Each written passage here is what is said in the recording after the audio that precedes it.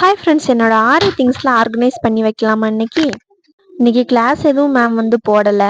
Project work start ஆக போகுது அப்படிங்கிற அப்டேட் மட்டும் கொடுத்துருந்தாங்க இல்லையா?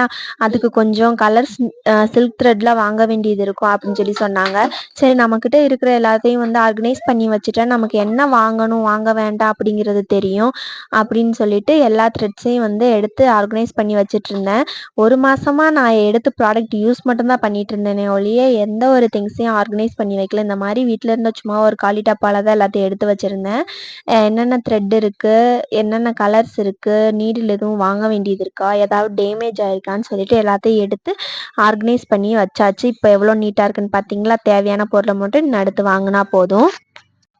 என்னோட வீடியோஸ் பிடிச்சிருந்தா மறக்காமல் சப்ஸ்கிரைப் பண்ணி சப்போர்ட் பண்ணுங்கள்.